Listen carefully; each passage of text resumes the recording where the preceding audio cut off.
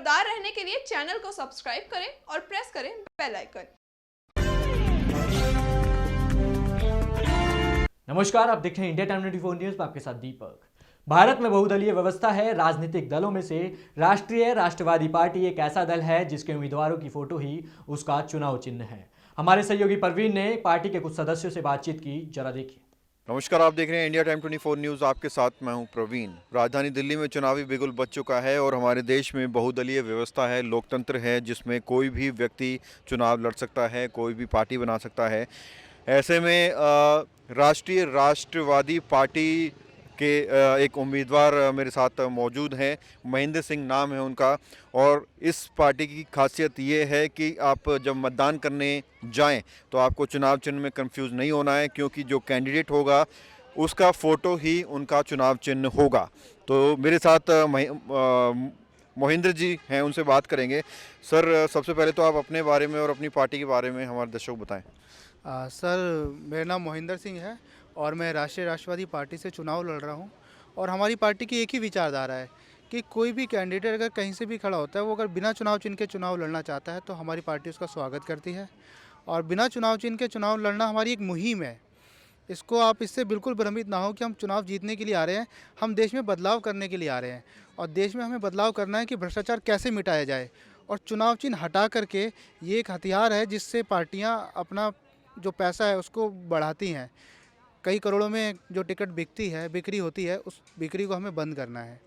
इसी मुहिम के साथ हम लोग आगे बढ़ रहे हैं। तो जो चुनाव में जो करप्शन है, आप उसके लिए बेसिकली आ रहे हैं इसमें, राइट? जी हाँ, जो चुनाव में करप्शन है, जैसे पार्टी ने किसी को टिकट दी तो वो टिकट जो उस क्षेत्र में कार्य कर रहा है, जो समाज सेवी है, उसको ना दे करके वो कोई बाहर से कैंडिडेट आता है और वो टिकट ले जाता है, तो वो कैंडिडेट की सारी मेहनत बेकार हो जाती है जो क्षेत्र में काम कर रहा है। और पार्टी करोड़ों रुपया लेकर दूसरे को अगर टिकट देगी तो वो व्यक्ति उस पैसे को निकालेगा कहाँ से? जनता की जेब से ही चोरी करेगा। अच्छा मोहिंद्र जी, एक चीज़ और समझना चाहूँगा। जब चुनाव प्रचार होता है तो बहुत सारे नेता मुद्दे रखते हैं अपने सामने, जनता के साथ चलते हैं। तो आप कौन कौन से मुद्दे पर जो है चुनाव लड़ने वाले हैं? हमारे जो मुद्दे हैं बहुत ही सरल हैं और जो आम व्यक्ति है, जो गरीब व्यक्ति है, उसके लिए बहुत फ़ायदेमंद है। जैसे हम लोग ई रिक्शा के लिए हम चाहते हैं कि जैसे ई रिक्शा से पॉल्यूशन भी ख़त्म होता है, तो हम ई रिक्शा को बढ़ावा देना चाहते हैं। फिर दूसरा कि हमारे क्षेत्र में जो रेहड़ी पटरी वाले हैं उनको हम व्यवस्थित करना चाहते हैं। अभी उनके लिए कोई भी व्यवस्था नहीं है। आप देखेंगे कि रेहड़ी पटरी वालों को पुलिस वाले परेशान करते हैं, भगाते हैं, तो हम उनको वो व्यवस्था देने वाले हैं।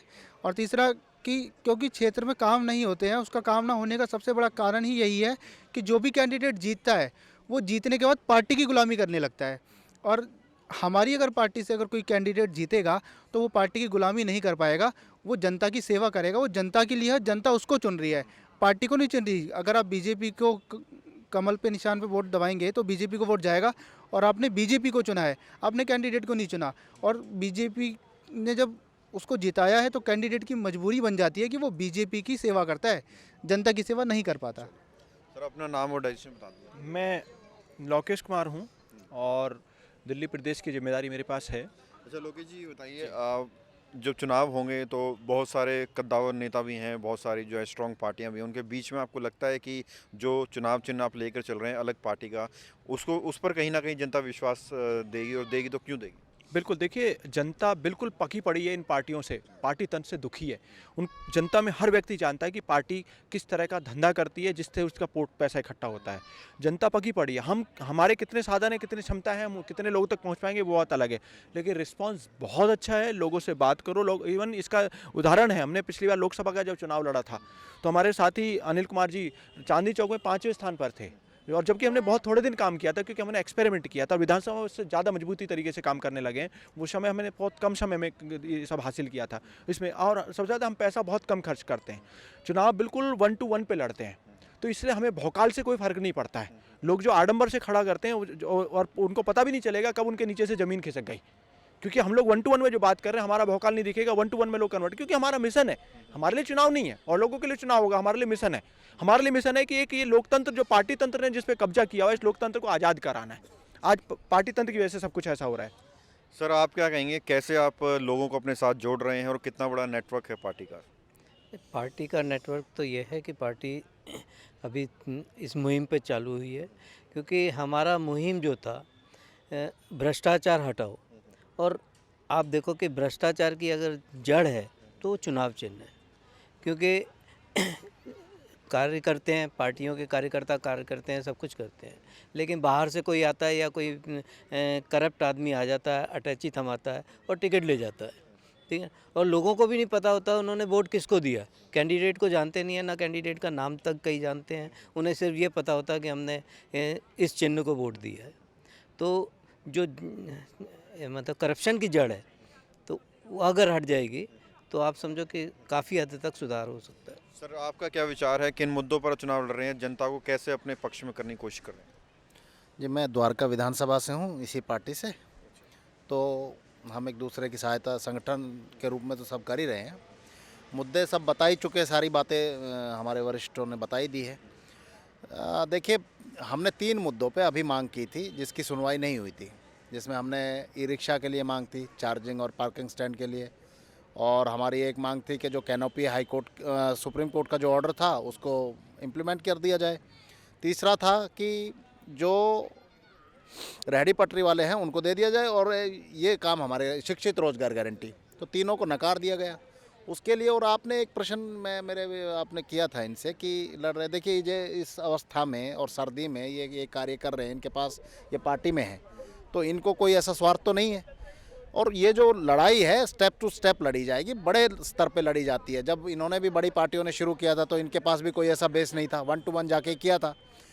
2 लोग, 10 लोग, 100 लोग भी अगर कन्विंस हो जाते हैं, वो 100 लोग से 500 बनेंगे, 500 से 1000 बनेंगे, ऐसा मेरा मत है। आप गरीबों की बात करते हैं, निचले तबके की बात करते हैं, द्वारका विधानसभा आदर्श शास्त्री के यहाँ से आप कह रहे हैं, तो आपको क्या लगता है जो आदर्श शास्त्री ने काम किए हैं वो विकास का जो उनका मॉडल है वो कैसा लगा आपको? आपने सर्वे किया है द्वारका विधानसभा में? जी, हमने सर्वे किया है, लेकिन वो लोग केजरीवाल से खुश हैं लेकिन विधायक से नाराज हैं। मैं वही बात कहना चाह रहा हूँ कि जो विधायक है वहाँ के, मैं उन्हीं की बात कर रहा हूँ। आपने प्रश्न उनके विषय में किया था। सड़कें जाके देखिए, पानी से लबालब भरी हुई है, ये विकास है? कैमरे इतनी डिस्टेंस पे है कि उसकी रेंज से ही बाहर है। और अभी भी जब मैंने बीच में बातचीत की थी लोगों से, तो वो यही कह रहे थे कि आप सुविधा दे दीजिए, वोट ले लीजिए, कोई दिक्कत नहीं है। तो मैंने कहा अभी तो मेरे हाथ में ऐसा सुविधा देना नहीं है, आपकी समस्या मैं उठा सकता हूँ, रख सकता हूँ। और बाकी देखिए, केजरीवाल जी की जो बात की दिल्ली में, क्योंकि हम दिल्ली में लड़ रहे हैं, तो केजरीवाल जी का आप बता दीजिए कि सब चीज़ें अगर फ्री में समाधान है तो पूरे देश में फ्री कर देते हैं।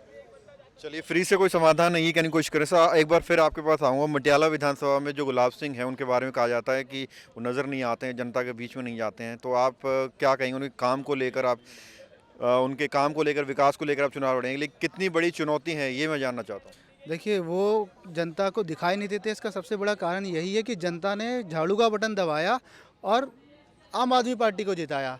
अगर कैंडिडेट को जिताया तो शायद वो दिखाई भी देते और क्षेत्र में काम भी करते, क्योंकि उन्हें दोबारा जनता से वोट लेने होते। और आज उनकी मजबूरी है कि अगर वो पार्टी ने जब जिताया तो पार्टी की सेवा नहीं करेंगे तो फिर दोबारा उनको टिकट नहीं मिलेगा। तो वो उस टिकट लेने की मजबूरी के चक्कर में पार्टी की सेवा कर रहे हैं, इधर उधर जा रहे हैं, महीनों महीनों गायब रहते हैं, कभी कहीं प्रचार चल रहा है, कभी कहीं प्रचार चल रहा है। हमारी पार्टी चुनाव जीतने के बाद कैंडिडेट से कहीं प्रचार नहीं करवाएगी और कैंडिडेट जनता के लिए फैसले लेगा, पार्टी की विचारधारा पे नहीं चलेगा। पार्टी को इसके खिलाफ व्हिप जारी नहीं करेगी। व्हिप मतलब होता है कि जब पार्टी से कोई कैंडिडेट जीतता है और वो पार्टी के खिलाफ जाता है तो पार्टी उसको निकाल देती है। हमारी पार्टी पहले ही निकाल देती आपके है। लिए कितनी बड़ी चुनौती है ये चुनाव, और कितने वोट जो है बटोर पाएंगे आप इसमें मटियाला में?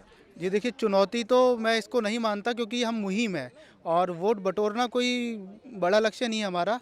हम लोग अभी चाहते हैं कि जनता जागरूक हो, जनता चेहरे पे वोट करे।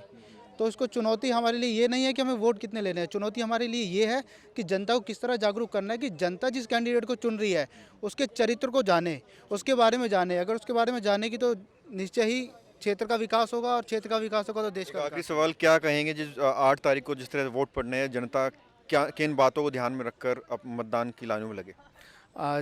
मैं यही कहना चाहूँगा आप लोगों से कि अगर आप 8 तारीख को वोट करने जा रहे हैं तो सबसे पहले जितने भी कैंडिडेट खड़े हो रहे हैं उनकी एक लिस्ट बनाइए और देखिए कि उन पे कैसे कैसे केसेस हैं और वो आपके क्षेत्र में क्या क्या पहले कार्य कर चुके हैं और वो किस योग्य हैं। अगर आप वो लिस्ट बना पाते हैं कि वो क्षेत्र में आपके कार्य करा या नहीं करा, उनकी शैक्षणिक योग्यता क्या है, तो आप अच्छा डिसीजन ले पाएंगे, एक अच्छे कैंडिडेट को चुन पाएंगे। लेकिन अगर आप वो लिस्ट नहीं बना पाएंगे, अगर आप हवा में जाएंगे तो फिर तो मुझे नहीं लगता कि दोबारा कैंडिडेट नज़र आएगा क्षेत्र में। बात करने के लिए बहुत बहुत शुक्रिया। तो ये थे मेरे साथ राष्ट्रवादी पार्टी के कुछ लोग जो साफ तौर पे कह रहे हैं कि जीतने के लिए या राजनीति करने के लिए चुनाव नहीं लड़ रहे हैं, बल्कि जनता के हित के लिए चुनाव लड़ रहे हैं। अभी तक जो लोग होते हैं वो पार्टी को वोट देते हैं, लेकिन ये चाहते हैं कि कैंडिडेट को वोट दें, चेहरे को वोट दें, और इसी वजह से चुनाव में जिस तरह भी जो भी करप्शन चलता है उसको दूर करने के लिए ये चुनावी मैदान में उतरे हैं। और इनका जो उद्देश्य है वो यही है कि चुनाव में जिस तरह करप्शन होता है वो दूर हो। कैमरा जर्नलिस्ट वीरू के साथ प्रवीण, इंडिया टाइम 24 न्यूज़। अभी लेंगे एक छोटा सा ब्रेक और ब्रेक के बाद आपको बताएंगे कि इस पार्टी के मैनिफेस्टो में क्या कुछ शामिल है। कहीं जाइएगा मत, जल्द लौटते हैं। तिलक नगर में स्थित लालवानी साड़ीज एंड ज्वेलर्स, जहां आपको मिलेगा एक से एक डिजाइन व बेस्ट क्वालिटी के लहंगे, सूट और साड़ियों का शानदार कलेक्शन। वर्ष 1978 से अपने ग्राहकों की सेवा में उपलब्ध लालवानी साड़ीज एंड ज्वेलर्स का भव्य शोरूम। यहां आपको मिलेंगे hallmark gold jewellery and certified diamond jewellery. एक छत के नीचे एथनिक वियर एंड ज्वेलरी का सबसे विश्वसनीय शोरूम। ब्रेक के बाद आपका स्वागत है। राष्ट्रवादी पार्टी के मैनिफेस्टो में क्या कुछ शामिल है, जरा देखिए। अगर ये पार्टी जीत जाती है तो मैनिफेस्टो के मुताबिक पार्टी ये सभी कार्य करेगी। निकम्मे व भ्रष्टाचारी अधिकारियों को पकड़वाने वालों को इनाम दिया जाएगा। बेरोजगारी भत्ता नहीं, रोजगार दिया जाएगा। रेडी पटरी वालों को लाइसेंस देकर नियमित किया जाएगा। ई रिक्शा के स्टैंडिंग व चार्जिंग पॉइंट बनाए जाएंगे। कॉन्ट्रैक्ट सिस्टम खत्म करके सभी अधिकारियों को नियमित किया जाएगा। इस बात में कोई दौरा ही नहीं कि राष्ट्रवादी पार्टी के लिए दिल्ली में सीटें हासिल करना किसी चुनौती से कम नहीं। अब देखना यह होगा कि इस पार्टी को दिल्ली विधानसभा चुनाव में कितनी सीटें हासिल होती है। फिलहाल इस खबर में इतना ही। देश विदेश की तमाम खबरों को जानने के लिए देखते रहिए इंडिया टाइम 24 न्यूज़। नमस्कार। खबरों से खबरदार रहने के लिए चैनल को सब्सक्राइब करें और प्रेस करें बेल आइकन।